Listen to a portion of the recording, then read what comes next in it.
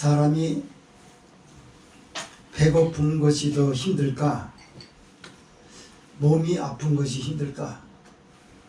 그러니까 고난이 힘들까? 배고픈 것이 힘들까?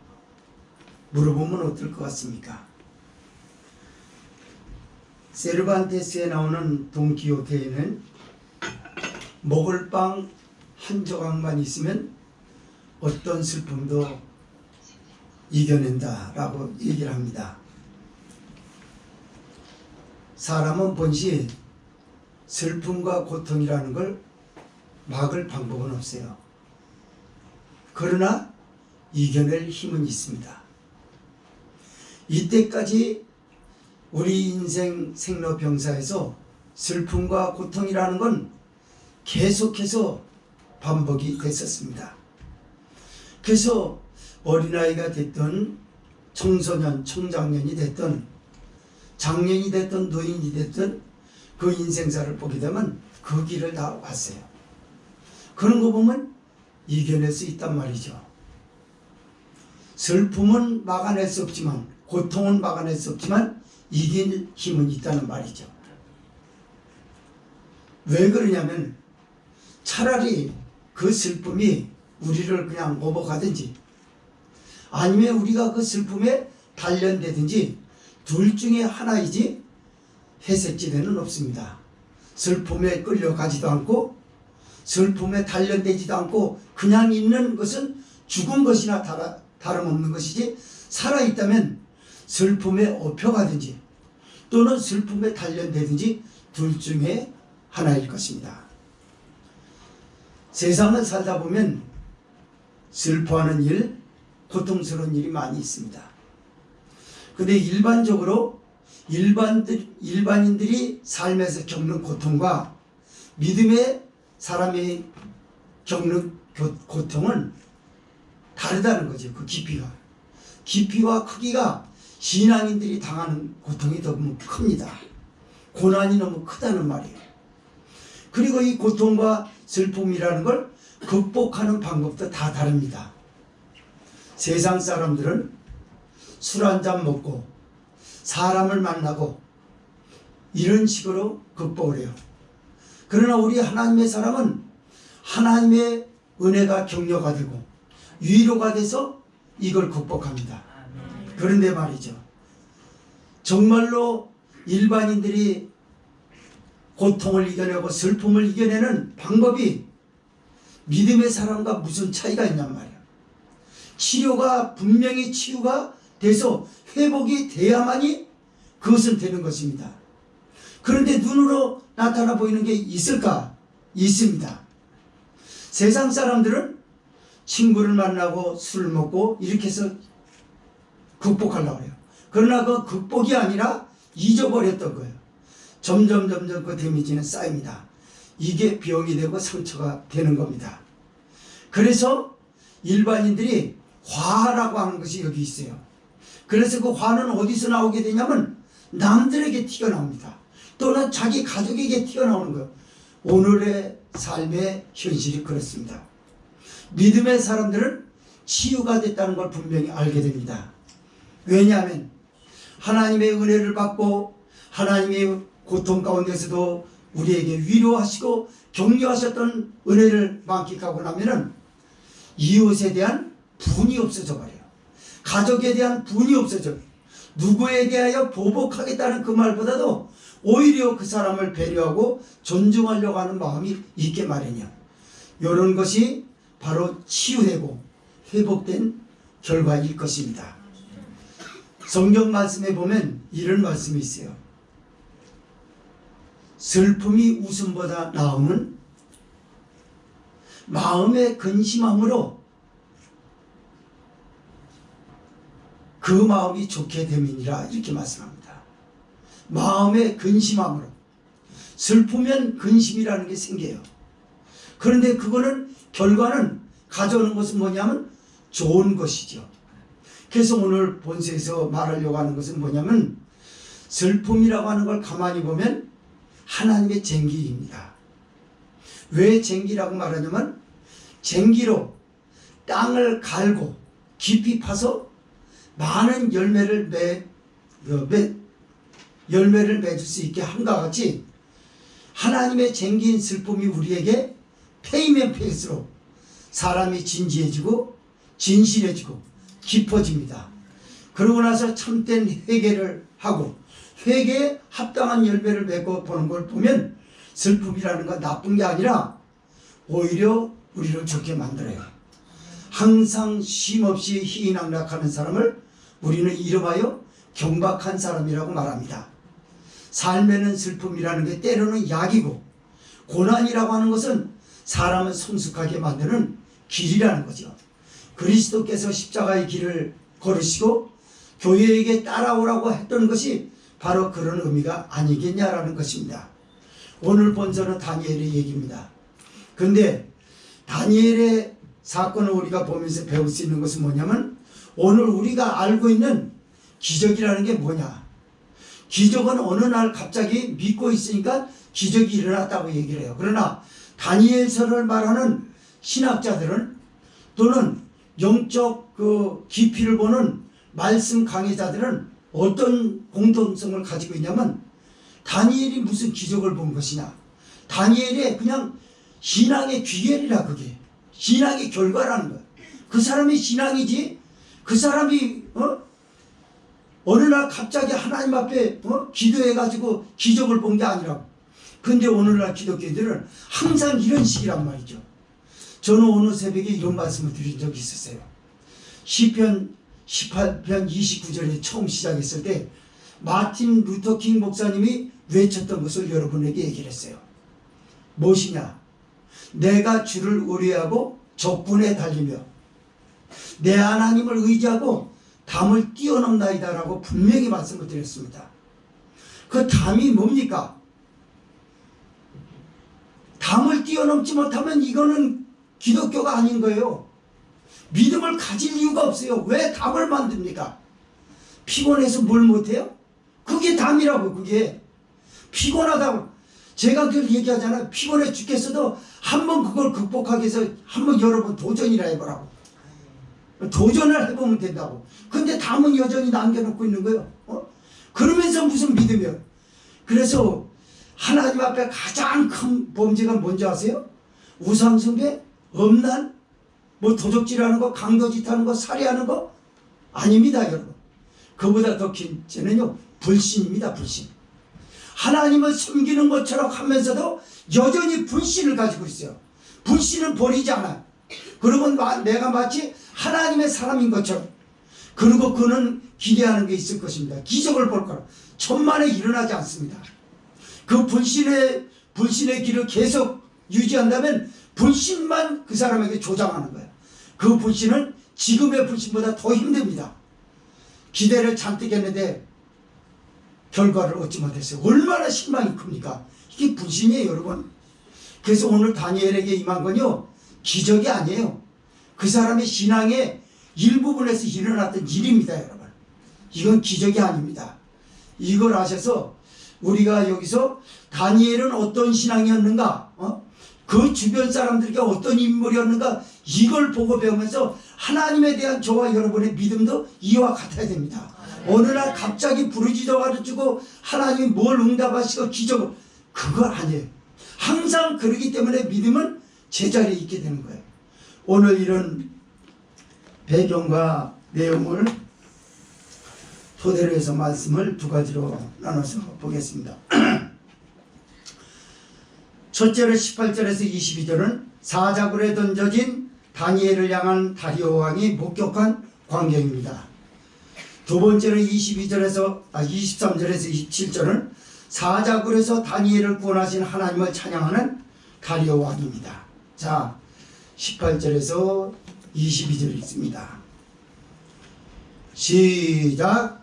왕이 궁에 돌아가서는 밤이 맞도록 금식하고 그 앞에 기약을 그치고 침수를 배하니라.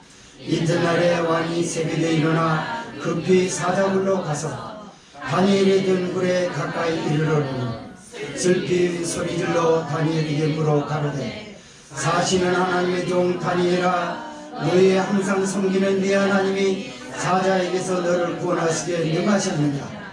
다니엘이 왕에게 고하되 왕이여 원건대 왕은 만세수를 하옵소서.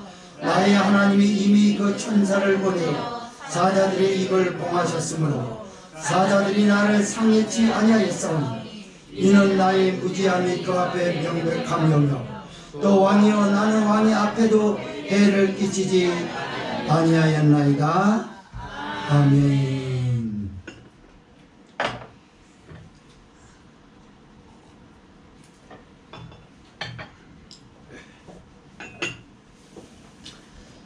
바벨론 왕의 느부갓네살 왕의 꿈을 해석으로 다니엘이 세계 가운데 등장했습니다. 그리고 그 다니엘은 메데와 파사의 왕인 페르시아 왕 고레스 왕 때 등용이 됐습니다. 정치 입문했단 말이죠. 그리고 그 아들 다리오 왕에 와서도 장수 정치인으로서 우뚝 서게 된 것입니다. 바벨론에는 또 페르시아에는 최고 강대국이었기 때문에 당시 메데와 파사 전체를 움직이고 있었던 페르시아는 120도입니다. 우리는 조선 8도라고 그러죠. 행정구역이 120도면 얼마나 큽니까? 120명의 장관들이 있다는 말입니다. 그리고 거기에 총리가 하나여야 되는데 3명이 있습니다. 너무나 크니까 행정 그 반경이 너무나 크니까. 그런데 그 셋 중에서 왕의 절대적 오른손 역할을 한 총리가 필요했던 거예요. 그게 다니엘이었어요. 메데와 파사의 사람들, 페르시아 방백들, 장관들을 말하는 겁니다. 그들은 자국민이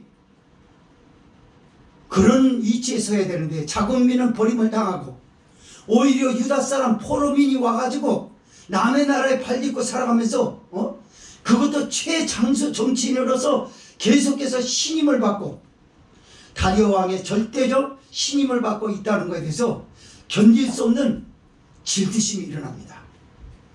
시기합니다. 그리고 그를 넘어뜨리려고 매일 머리를 맞대고 모의를 합니다. 그러나 다니엘은 다리오 왕 앞에서도 그렇지만 하나님 앞에서 누구의 틈도 보이지 않을 정도로 완벽한 충성된 신하였습니다. 그들은 고소할 틈을 찾지 못합니다. 그러다가 다니엘에 대해서 뒷조사를 합니다. 그리고 다니엘에게서 얻은 틈을 얻을 수 있는 것, 고소를 할 수 있는 약점을 잡습니다. 그건 바로 여호와 하나님에 대한 예배를 드리는 것, 그 많은 그 규례가 필요했던 거예요. 그래서 방백들이 모의하고 나서 다리오 왕이 찾아갑니다.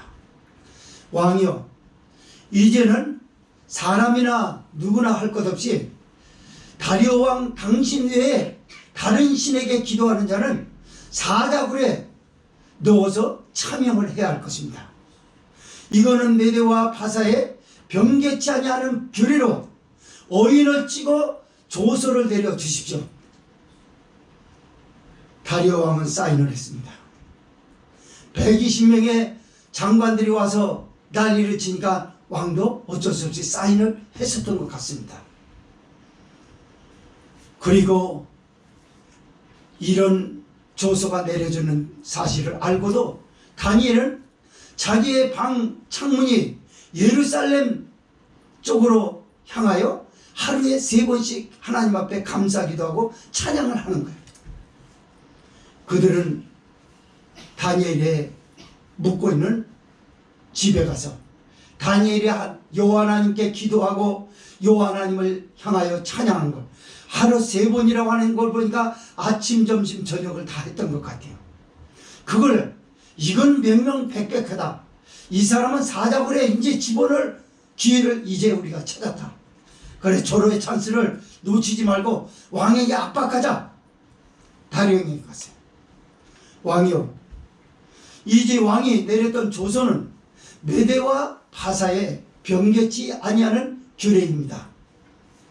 그 금령에 당신의 의인을 찍었기 때문에 이제는 다니엘이 그 여호와 하나님 앞에 기도하고 찬양한 것을 우리가 봤습니다. 그 사람은 사자굴에 넣어야 합니다. 왕도 어쩔 수 없이 자기가 사인한 것에 금령의 어인을 찍었던 것을 변개할 수 없이 다니엘을 사자굴에 넣는데 그만 울며 겨자 먹기 식으로 동의를 해버립니다. 드디어 다니엘이 붙잡혀 갔어요. 그리고 사자굴에 집어 던집니다. 그것도 깊이가 10m가 넘고, 먼저 비문에 보니까, 역사 비문에 보니까 13m인가 이렇게 되는 것 같다 그래요. 그리고 거기 사자들만 집어넣고, 그게 실제적으로 페르시아에 그런 일이 있었다고 합니다. 그래서 정말 악한 범죄자들을 차명을 하는 방법을 사자기에 밥이 되겠던 거예요. 사자를 일주일 굶긴다고 합니다. 아무것도 안 주고. 그리고 배고파서 으르렁으르렁 되는 사자를 한 10여 마리를 그 안에 넣는데요. 그리고 사람을 거기다 집어넣는 거예요. 그런데 이들이 얼마나 악하냐면 그 사자굴에 던져줘도 그 던져진 구멍은 돌로도 막지 않거든요. 사람들이 보거든요. 그런데 그들은 꿍꿍이 속에 있어서 다니엘은 꿈도 잘 해석하고 그런데 그 여호와라고 하는 신이 그 사람을 도와줘서 나올 수도 있으니까 그때도 사자의 입에서는 공격을 받지 않아도 이 구덩이는 딱 빠져나오지 못할 것이다. 빠져나오지 않도록 이 굴을 막자. 이거였습니다. 그래서 낭떠러지 같은데 굴까지 막아놓으면 나올 길이 없는 거예요, 여러분. 이렇게 구멍이 봉인돼 가지고 다리오 왕은 이 사실을 압니다. 그리고 다니엘이 얼마나 자기가 신임하고 아꼈던 신하였는데 무고하게 누명을 쓰고 사자굴에 던져진 걸 보고 밤새 잠을 자지 못해요. 이리 뒤척 저리 뒤척합니다. 날이 새기만을 바랍니다. 날이 새면 한번 가보려고 했던 거예요. 오늘 18절 17절에서 18절 읽습니다. 시작. 이에 돌을 굴려다가 굴 아구를 막음에 왕의 여인과 귀인들의 인을 쳐서 봉하였으니 이는 다니엘 처치할 것을 병기하며 얻게 하려 함이었더라. 왕이 궁에 돌아가서는 밤이 맞도록 금식하고 그 앞에 기약을 그치고 침수를 배하니라. 아멘. 사랑하는 성도 여러분, 오늘 성령은 이 말씀을 통해서 교회를 향해서 이렇게 촉구합니다. 여기 지금 다리오 왕은 정치권이에요. 진실한 정치권이 교회에게 한 수 배우고 교회를 보고 안타까워서 도와주고 싶어하는 마음을 지금 얻고 있냐고 묻습니다. 다리오 왕은 지금 다니엘 때문에 자기의 정치의 모든 것들을 잃어버리게 생긴 거예요. 권력이 떨어질까봐가 아니에요. 권력의 힘은 그는 강장할 것입니다. 그러나 정치하는 데 있어서 그만큼 진실하고 충성된 종은 얻기가 어려웠던 거예요. 바로 대한민국의 정치는요, 가장 신임을 해야 되는 단체는 어디냐면 기독교입니다, 여러분. 기독교가 그 역할을 해야 된다고요. 혹시 이 유튜브를 보는 분들 중에 고위 공직자와 관계가 있는 지인이나 누가 있다면 이걸 들어야 할 것입니다. 정치인 중에는 교회 집사가 있습니다. 심지어 장로가 있습니다. 장로가 있고 집사가 있으면 뭐 할 것입니까? 하나님의 사람으로 살아야죠.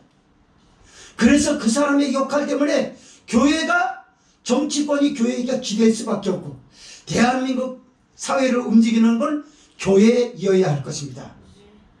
지금 다니엘을 향한 다리오 왕이 그러고 있어요. 다니엘이 누명을 쓴 걸 너무나 잘 압니다. 교회는 수도 없이 누명을 썼습니다. 그러나 교회가 누명을 썼다고 교회에 대해서 안타까워하는 정치인은 별로 그다지 보이질 않았습니다. 그 정치인도 문제이지만 그들 가운데 그들 역사에서 절대적으로 개입하여 하나님의 교회에 동정표를 주시고자 하는 하나님의 공의를 얻지 못했다라고 하는 그런 책임을 교회를 갖고 있어요. 교회가 교회다워져야 되는데 하나님을 사랑하고 주님이 우리에게 보여주셨던 주님이 우리의 삶의 모델 아닙니까? 그래서 예수님을 닮아가야 되는데도 불구하고 예수님을 닮아가지 못한 그 무책임함이 그만 교회가 얻을 수 있는 정당한 동정표를 놓치고 있지는 않았는지라는 겁니다. 다리오 왕은 지금 얘기한 것처럼 잠을 자지 못하고 기약을 그치고라고 합니다. 침수를 패하니라 잠자리를 포기하고 그리고 밤만 되면 음악을 듣고 춤추는 여인과 여러 가지 음악을 듣고 자장가 삼아서 잠을 청했어요. 왕들은. 그러나 그거 다 필요 없는 거예요. 지금 왜 그러냐면 자기가 가장 아꼈던 충성된 신하 다니엘이 무고하게 누명을 쓰고 들어간 것 때문에 가슴 아파하는 것입니다. 사랑하는 성도 여러분, 여기 다리오 왕은 누굴 의미하냐면 지금 방금 말씀드렸던 것처럼 정치권을 의미해요. 다니엘은 교회를 의미합니다. 그리고 메대와 바사에 변개치 않은 규례에 대한 조서는요, 그것은 이 나라의 법을 말해요. 그리고 다니엘을 고소하는 방백들은 오늘도 무고한 의인들을 참 고소하여 그들의 차명을 당하게 하고야 말겠다라고 하는 자기의 정치적 속셈을 가지던 그런 야바이꾼들을 말하고 있어요. 정치인들이 정치인 나와야 되는데 정치인은 마치 개싸움밖에 없는 것처럼 이성도 없고 지성도 보이지 않고 그리고 깡패는 그래도 의리라도 있죠. 깡패 무슨 건달만도 못한 양아치 소위 말해서 양아치만도 못한 방식으로 죄 없는 사람을 갖다가 집어넣는다. 지금 우리 사회가 그렇습니다. 죄 없는 사람을 죄 있다고 말합니다. 자기가 저질러놓은 죄가 더 많은데도 불구하고 자기의 죄는 입을 닫고 있어요. 그리고 국민들은 거기에 대해서 잘도 속아 넘어갑니다. 마치 그들을 응원해주고 지지해가지고 교회가 문 닫아지고 이 사회가 사회주의가 돼버리고 공산화되면 뭐가 좋을 것이 있겠습니까? 국민들은요 적어도 이런 이성을 가지고 있어요. 그런 상식하에서 판단을 해봐야 합니다. 어떤 게 옳고 그런 것이지 뭘 했다라고 해서 그것만 가지고 탓하지 말고 왜 그럴 수밖에 없는지 그리고 그 사람이 해명하려고 하는 것이 무엇인지를 귀를 기울이고 들을 줄 알아야 돼요. 그리고 역사를 바로 봐야죠. 그런 것도 없이 무조건 권력을 독점하려고 한 거라고 몰아치켜세우고 사자굴과 같은 감옥에다 갖다 쳐넣어버리고 아무것도 하지 못하게 만드는 것은 그건 불법입니다. 그리고 하나님의 공의는 그걸 용서치 않을 겁니다. 억울하게 누명을 쓴 사람을 하나님은 건져주실 것입니다. 누구처럼? 다니엘처럼. 얼마나 정치권이 교회를 아꼈는지 아시겠습니까? 19절에서 20절 읽으면서 성령이 교회에게 하시는 말씀을 들어보십시오. 시작. 이튿날에 왕이 새벽에 일어나 급히 사자굴로 가서 다니엘이 된 굴에 가까이 이르러는 슬피 소리질러 다니엘에게 물어 가로되 사시는 하나님의 종 다니엘아 너희 항상 섬기는 네 하나님이 사자에게서 너를 구원하시게 능하셨느냐. 아멘. 여러분 다리오 왕이요 잠을 못 자고 뒤척거리다가 새벽 되니까 일어납니다. 그리고 달려가서 슬피 울며 막 통곡합니다. 설마 다니엘은 죽지 않았을 거야. 근데 더 놀라운 건요 다리오 왕은 믿음의 사람이 아니었거든요. 그런데 다니엘이 섬기는 하나님을 다니엘에게서 봤거든요. 우리는 성경 말씀에 예수님이 제자들에게 던졌던 말씀을 많이 들었어요. 하나님은 아브라함의 하나님이요, 이삭의 하나님이요, 야곱의 하나님이라고. 맞습니다. 지금 다리오 왕은 다니엘의 하나님이 누군지를 봤어요. 그래서 다니엘에게 이렇게 묻습니다. 사시는 하나님의 종 다니엘아, 살아계신 하나님, 우상이 아니라 역사에 매일 필요한 때 개입하시는 하나님의 종 다니엘아, 너는 너의 항상 섬기는 네 하나님이 사자에게서 너를 구원하시게 능하셨느냐, 이렇게 묻습니다. 여러분. 지금 다리오 왕은요, 믿음이 생겼어요. 누구 때문에 믿음이 생겼나요? 다니엘 때문에. 정치권도 그렇고 어디든지 간에 세상은 교회를 보고 하나님에 대한 믿음이 생겨야 돼요. 예수님에 대한 믿음이 생겨야 합니다. 그것은 절대적으로 교회의 역할이 그만큼 중요해요. 목사의 설교도 중요하지만 성도의 삶도 중요하고, 교회가 이 사회에 비춰지는 이미지가 뭔가 좀 신뢰받을 수 있는, 그게 보여야 되는 거예요. 남에게 잘 보이라는 그 말이 아닙니다. 하나님에게 비위를 맞추면 사람도 감동되는지 믿으시기 바랍니다. 우리는 지금 그걸 놓치고 있어요. 그래서 사람의 눈치만 봅니다. 교회가 어디 정치권, 사법권이나 이런 데 눈치만 보고 있어요. 눈치를 보려거든 우리는 하나님의 눈치를 봐야 합니다. 그래서 정치권도 그렇고 세상도 그렇고 교회를 향하여 뭐라고 불러야 됩니까? 사시는 하나님의 종 다니엘아, 살아계신 하나님을 신실하게 섬기는 교회요, 이렇게 그들 입에서 나오는 말이 되어야 된다. 그런데 교회는 그 소리를 듣지 못해요. 심지어 너희 항상 섬기는 하나님, 항상 섬기는 걸 봤단 말이에요. 예배 드리는 거 본 거예요? 기도하는 거 본 거예요? 아닙니다. 삶 가운데서 예배로 보여줬어요. 다니엘은 다리오 왕 앞에서, 그리고 사람들 앞에서 항상 그렇게 정직하고, 고소하려고 해도 틈을 주지 않았고, 충성된 신하로서 절대적 신뢰를 받고 있었어요. 남에게 비위 맞힌 것이 아닙니다. 그가 비위를 맞췄다고 그러면 여호와 하나님에 대한 비위를 맞힌 거예요. 다니엘에게서 다리오 왕은 그걸 봤습니다. 너의 항상 섬기는 네 하나님이 사자의 입에서 너를 구원하시게 능하셨느냐. 이 말은, 다리오 왕의 이 말은 많은 뉘앙스가 있습니다. 너는 죽지 않을 거다. 다른 사람은 내가 모르는데 너는 죽지 않아. 틀림없지? 맞지? 이 뉘앙스를 가지고 있어요. 교회가 어려움 당하면 교회를 보고 불쌍하다는 마음 갖지도 하지 않고, 교회가 어려움을 당하면 교회는 항상 그랬어, 그러다가도 일어나 라고 하는 그런 이미지도 받지 못하고 있어요. 니까지 그들이 뭘 하겠느냐, 너희들이 무슨 하나님이 있는 것이냐, 그게 무슨 하나님이 있는 것이냐, 그러면서 오히려 조롱을 받아요. 아이들은 아이들 그 친구들한테 그러고, 성인들은 직장에서 그런 조롱을 받고. 왜 조롱을 받아야 되냐? 너희 항상 섬기는 네 하나님이 그거밖에 안 되냐? 여기는요, 너희 항상 섬기는 네 하나님이 사자에게서 너를 구원하시게 능하셨느냐라고 하는 걸 배웠단 말이에요. 하나님은 살아계시고 저 사람을 책임질 거야, 이게 아니라 하나님이 어디 있냐? 너희 하나님은 어디 있어? 항상 섬기는, 여러분의 항상 섬기는 하나님이 어디 있어요? 여러분 직장 동료가 여러분을 보고 항상 섬기는 하나님이 누군지를 봤어요.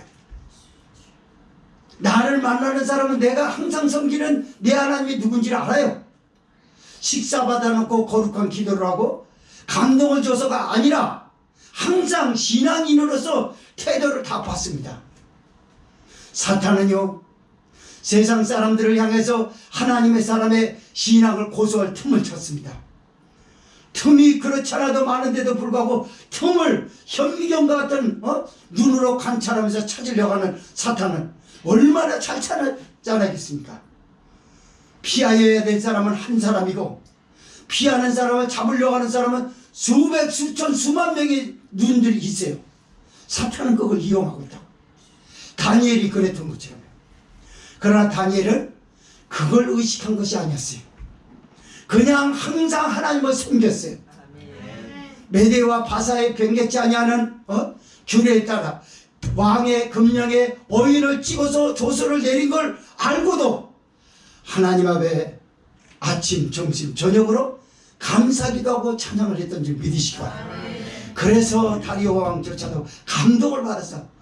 야, 사실 하나님이 좀 다니엘아, 너의 항상 섬기는 그 하나님이 너를 사자굴에서 건지시게 능하시느냐, 나는 이건 믿는다.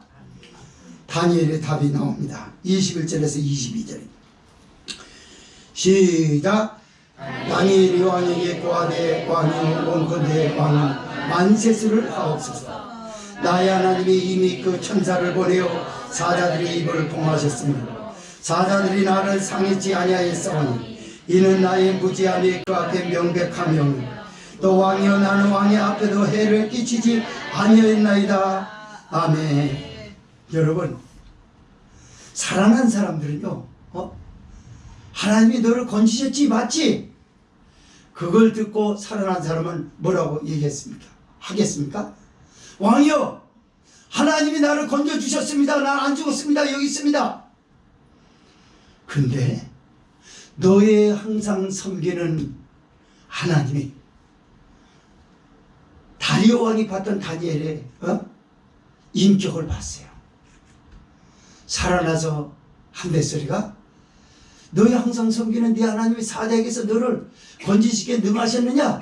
너 안 죽었지? 왕이요 만세수를 하옵소서 인사합니다. 우리는 여기서요 예수님의 부활을 보는 것입니다. 사망은요 예수님을 가둘 수가 없었어요. 사망은 시공간이라고 하는 데 대해서 제압하는 압제력이 있어요. 그러나 예수님은 시공간에 초월하시는 분입니다. 우리는 여기서 예수님의 부활을 본다 그 말이에요. 사망이 얼마큼 무서운 거냐면 사자굴입니다. 그래서 보통 이야기하기를 음부라고도 말합니다. 저의 친척은 아니었지만 친척보다도 더 우리 집과 아주 좋은 관계를 가지셨던 분이 계셨어요. 제가 작은아버지라고 많이 불렀습니다. 그분이 돌아가실 때 제가 기도를 하고 가서 손 붙잡고 기도했어요. 그분은 하나님이 계신 것을 알게 돼. 저를 보니까, 죽음에서 살아난 저를 보니까 하나님은 살아계신 게 맞다. 항상 그랬거든요. 저를 만나면. 그 돌아가실 때 제가 기도를 했어요. 망두문으로 감으려고 할 때 막 사람 송장 썩은 데가 나더라고요. 살아있는 사람인데도 죽음을 예고하고 있던 거죠. 도저히 기도하는데 숨을 못 쉬겠어요. 그런데 사명이기 때문에 손 붙잡고 기도했어요. 그리고 작은아버지, 예수님을 붙드세요. 천국 가셔야 합니다. 우리 집사람들 잘 알지만 그분은 굉장히 공부를 꽤 했어요. 그 고상한 말을 잘 씁니다. 뭐라냐면, 야 형근아, 나는 내가 가야 할 자리를 잘 알아. 저 지하 음부는 안 내려간다. 내가 가야 할 곳은 거기야. 아니에요. 예수님을 믿으면 그 자리가 아닙니다. 천국 갑니다. 여기다 아니야. 난 지하로 내려가. 그러니까 그렇게 알고 있어. 눈물로 호소해봤어요. 그래도 안 되는 거예요. 음부로 내려간답니다. 어디서 그렇게 그런 말을 잘 사용하는지. 지하 음부의 세계로 자기는 자리를 펴야 된다는 건 너무나 잘 알고 있대요. 그래서 내가 그리 간다. 결국 그리로 갔습니다. 여러분, 예수님이 얼만큼 대단하신 분이냐라고 하는 것을 우리는 지금 놓치고 살고 있어요. 다니엘은 그 하나님이 누군지 너무나 잘 알아요. 사망이 자기를 가두지 못한다는 걸 너무나 잘 압니다. 사망이라고 하는 감옥, 사망이라고 하는 사자 굴과 같은 곳에서 사람들을 겁을 내요. 던져지지 않기를 바라는 거예요. 그렇기 때문에 세상 법을 의존하고 거기에 대해서 벌벌 떨지만 하나님에 대해서는 벌벌 떨지 않는 거예요. 놀랍게 다니엘은 왕이여 만세수를 하옵소서. 그리고 왕이 염려한 대로 우리 하나님의 그 천사들을 보내요 사자의 입을 봉하셨으므로 사자에게 나는 아무 해를 당하지 않았습니다. 이것은 내가 왕 앞에 무지함이 명백함이 오며 왕에게도 아무 해를 끼치지 않았다라는 것을 증거하는 사실입니다.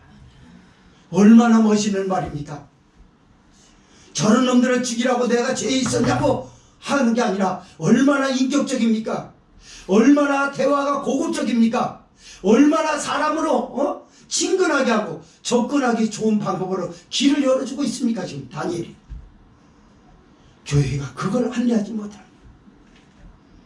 교회가 이방인들에게 감동을 주고 대화하고 싶어하는 어떤 뭘 오픈하지 않아요. 열지 않는 거예요. 그래서 그들은 말합니다. 교회가 그렇지 않았는데도 불구하고 이렇게 오해합니다. 너무 독선이야 독선. 저 사람들하고 대화가 안 돼. 교회하고 대화가 안 돼. 독선이라고 말합니다. 왜 그들에게 독선이라고 들어야 되는가요?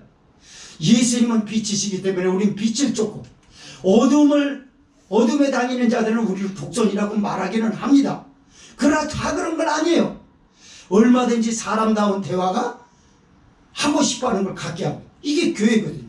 왜냐하면 인격을 갖기 종교를 갖기 전에 인격을 가졌거든요.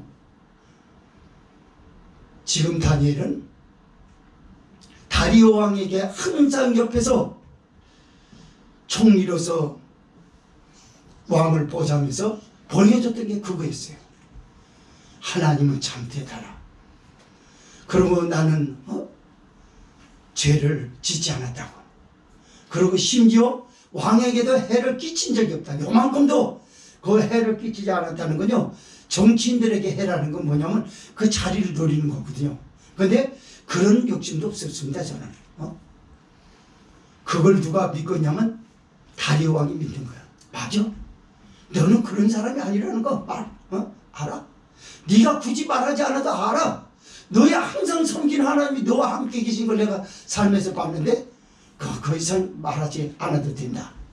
성도 여러분, 교회가 얼마나 대단하고 교회가 사람들에게 얼마나 가슴 뭉클한 감동을 매일매일 시사할 수 있는데도 불구하고 하지 못하는 안타까움을 여기서 보게 되는 거죠. 참복된 교회 여러분, 다니엘의 신앙을 본받으십시오. 항상 하나님이 지켜보시는 가운데서 생각하고 사십시오. 그러면 하나님은 다니엘의 신앙 안에서 이루어진 하나의 연결된 고리일 뿐, 그게 기적이 아니라 우리로서는 기적입니다. 그러나 다니엘에게 있어서는 당연한 거였어요. 하나님이 건지시기에 능하셨기 때문에, 이미 그런 하나님을 믿었기 때문에 우리는 지금 예수님을 믿고 있어요. 예수님이 우리를 건져주시는 거 맞습니다. 그러나 우리 주님이 거기서 건져주신 하나님이라는 걸 매일매일 항상 섬기는 주님을 세상 사람들 앞에 보여주는 것이 바로 여러분들의 삶인 줄 믿으시기를 바랍니다. 두 번째 말씀입니다. 23절에서 27절 사자굴에서 다니엘을 구원하신 하나님을 찬양하는 다리오 왕입니다. 23절에서 27절 시작. 왕이 심히 기뻐서 명하여 다니엘을 굴에서 올리라 하며 그들이 다니엘을 굴에서 올린즉 그 몸이 조금 더 상하지 아니하였으니 이는 그가 자기 하나님을 의뢰하였더라.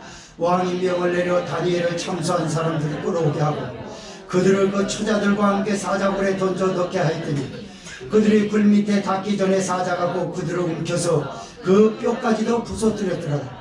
이에 다리오 왕이 온 땅에 있는 모든 백성과 나라들과 다 방문하는 자들에게 조서를 내려 가로되 원컨대 많은 평강이 너에게 있을지어다. 내가 이제 조서를 내리노라. 내 나라 관할 아래 있는 사람들은 다 다니엘이 하나님 앞에서 떨며 두려워할지니 그는 사실은 하나님이시오 영원히 변치 않으실 자시며 그 나라는 망하지 아니할 것이며 그 권세는 무궁할 것이며 그는 구원도 하시며 건져내기도 하시며 하늘에서든지 땅에서든지 이적과 기사를 행하시는 자로서 다니엘을 구원하여 사자의 입에서 벗어나게 하셨음이니라 하였더라. 아멘. 다리오 왕은 다니엘이 살아난 걸 보고 심히 기뻐서라고 말합니다. 그리고 다니엘의 하나님을 찬양하여 뭐라고요? 왕이 심히 기뻐서 명하여 다니엘을 굴에서 올리라 하며 그들이 다니엘을 굴에서 올린즉 그 몸이 조금 더 상하지 아니하였으니 이는 그가 자기 하나님을 의뢰함이었더라. 이렇게 소개하고 있어요. 여러분 고대 왕들은요 보통 충성된 신하들 앞에서 왕의 절대적인 권위인 홀이 상대방 앞에서 빛나게 이걸 세우기 위해서 절대 표현하지 않습니다. 내가 절대적으로 신뢰하는 내 신하 이렇게 표현하지 않아요. 그냥 자기 권세의 홀이라고 하는 것을 세우기 위해서 묵묵합니다. 하고 싶어도 가만히 있어요.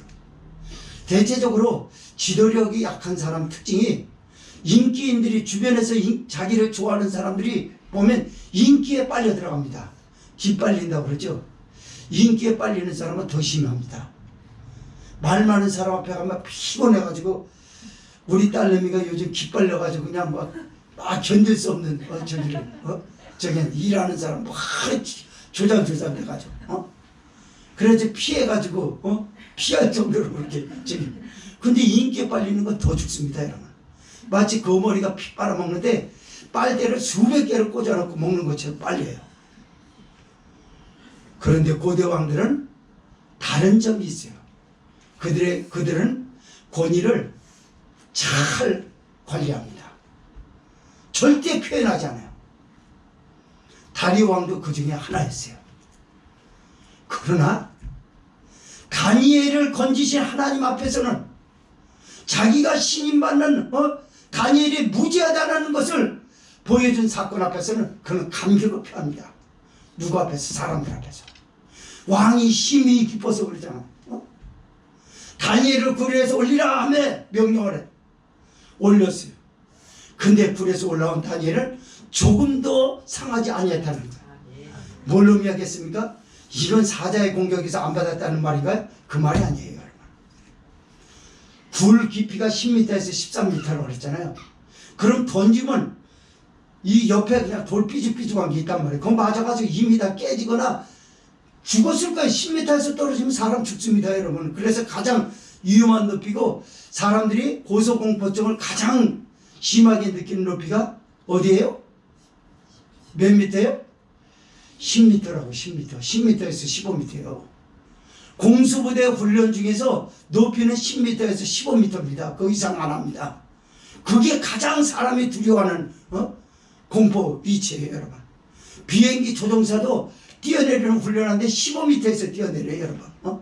그래가지고 그네를 다 갈아가지고 그네가 여기 달리지 못한 안다는 것처럼 해가지고 사람 밀어버립니다. 확 뛰내려 하다가 발이 땅에 닿기 전에 딱 멈춰요. 끄내 저기에서. 처음엔 몰랐지. 그거 가르쳐 주질 않아요. 근데 그 훈련을 계속합니다. 그래가지고 그 훈련이 몸에 배면서 전투기가 뒤집혀도 괜찮은 거예요.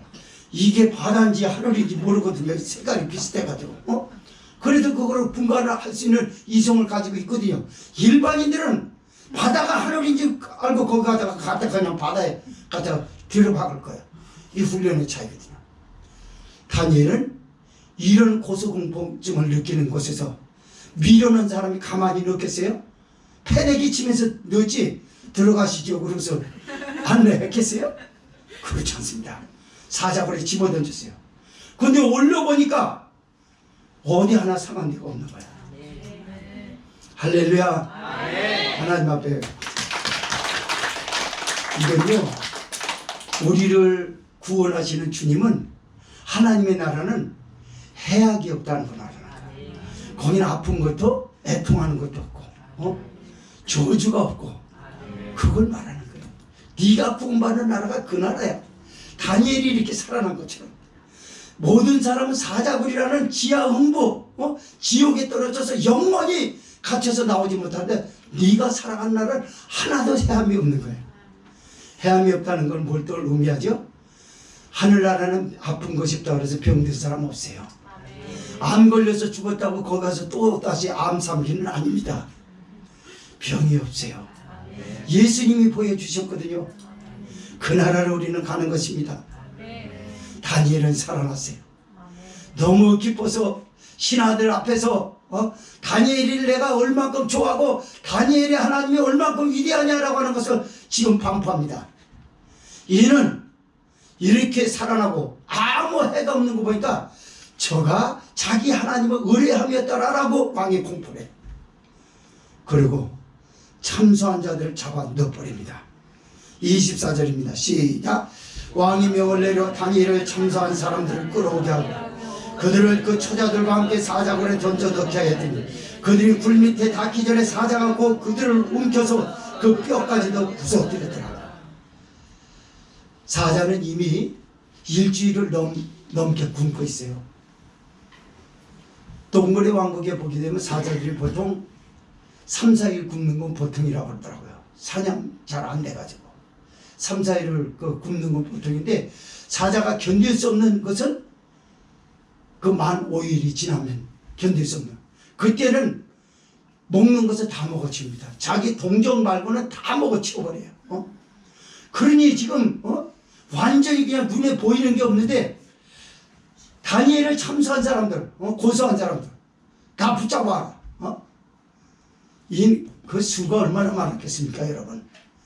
이게 장관들이 120명의 방백이었는데, 다는 아니더라도 그 가족들까지 포함하면 수백 명이 지금 들어간 거예요. 근데 던져지자마자 뼈까지도 다 부서뜨리더라. 불에 다 기득잖아요. 떨어져서 먹는 게 아니라, 사자는요, 사자 호랑이는요, 점프를 뛰게 되면요, 다음 4m, 5m 넘는 거는 그냥 훌쩍 넘어버립니다. 그래서 사자나 그 호랑이를 가두는 저 벽은요, 높이가 다 10m 넘어요. 동물원에 가보세요. 그 벽, 야외 비슷한 데서 풀어놓은 사자, 호랑이 있지 않습니까? 그건 10m가 높아요. 그걸 뭐 5m, 6m 하면 그냥 뛰어넘은 거예요. 소를 물고도 뛰어넘어간대요. 4m 담을 소를 물고 던져서 입으로 던져놓고 뛰는데 4m를 넘어간다는 말이 있어요, 여러분. 그런 사자예요. 그러더니 이들이 다 끼어들기 전에 배고팠던 사자들이 우르륵 점프 뛰면서 그냥 먹은 거예요, 그냥. 그리고 뼈까지도 부서뜨리고, 이 악력이 얼마나 대단했겠어요. 배고파 죽겠는데 뼈고 살을 발라먹을 시간이 없어요. 너무 배고파서 막 먹는 거지. 배고프면 생선 가시 바를 생각이 어디 있어요? 한 배 열흘만 굶겨 넣어보세요. 생선을 뭐 젓가락으로 그렇게 얌전하게 먹을 것 같습니까? 남들 앞에 식사 예의를 차려. 예의가 무슨 예의예요? 그냥 갖다가 집어넣는 거지. 배고파 죽겠는데 당장. 맞습니다. 사자가 다 먹어버렸어요. 그리고 다니엘은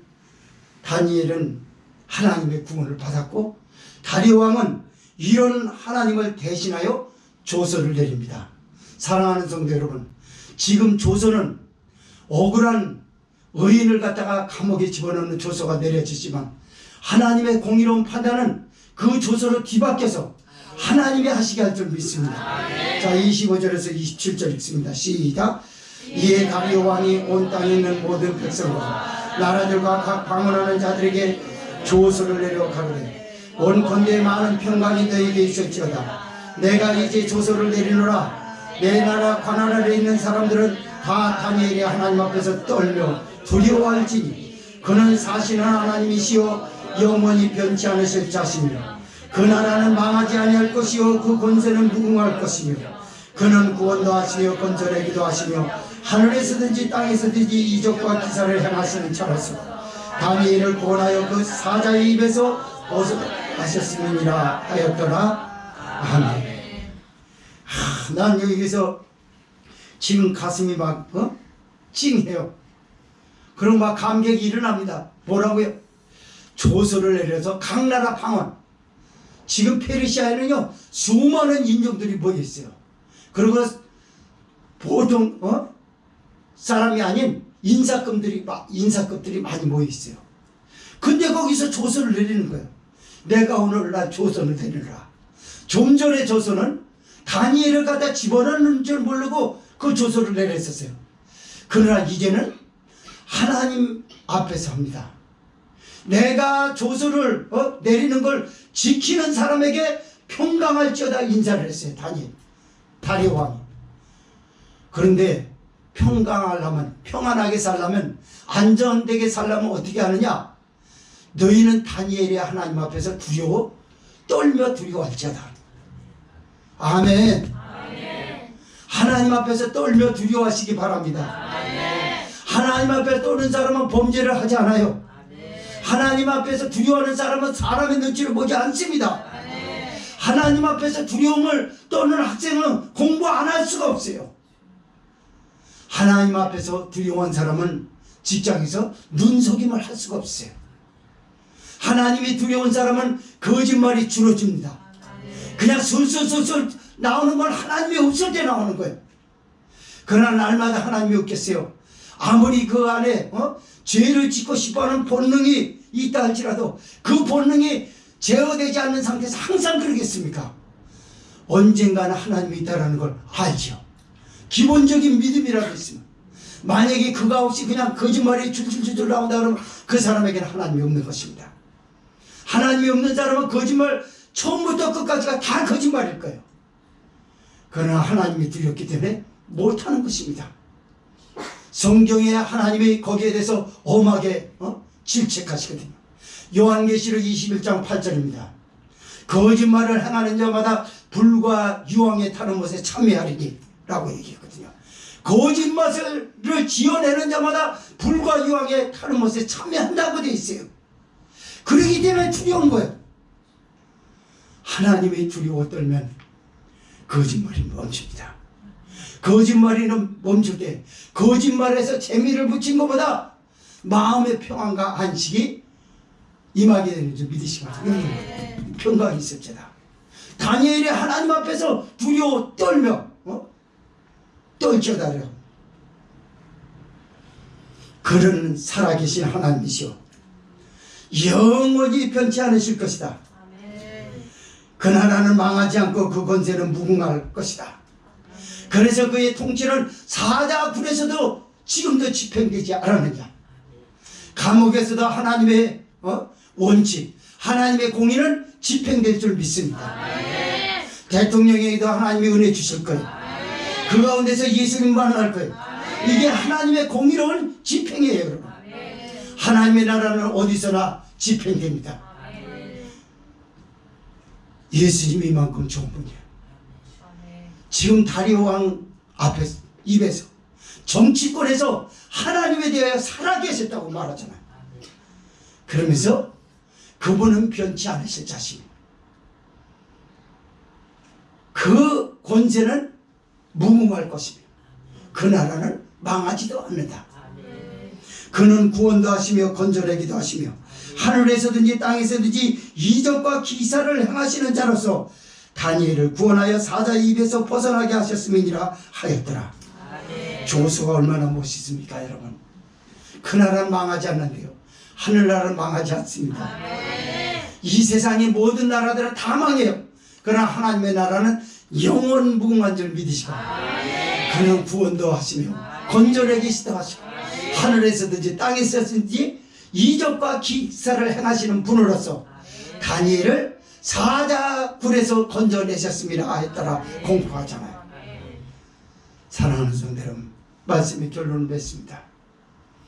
다니엘이 사자굴에서 살아난 건 기적인 줄 알았는데 그냥 신앙에서 있었던 결과일 뿐이었어요. 우리가 예수님을 믿으면서 천국 가는 건 큰 기적입니다. 그러나 그 기적은 내가 무슨 대단한 기적을 볼 공로가 있어서가 아니라 예수님의 보혈의 은혜 때문에 그래요. 그래서 어찌 보면 그 기적은 나와 상관없이 하나님 내게 주셨던 거저 주신 은혜였습니다. 이런 사실을 아시고 항상 여러분이 섬기는 하나님을 학교에서, 직장에서, 가정에서, 일터에서 보여주십시오. 그때 다시 교회의 이미지는 살아나게 될 것이고 하나님은 영광을 받으실 것이고 마귀를 몰아내시고 하나님의 나라의 통치는 쉬지 않고 집행되죠. 악인과 선인은 즉시 공의롭게 결과론적으로 보여주셔 하나님을 기대하면서 승리하는 저와 여러분이 되어야 될 줄 믿습니다. 동성으로 기도합시다.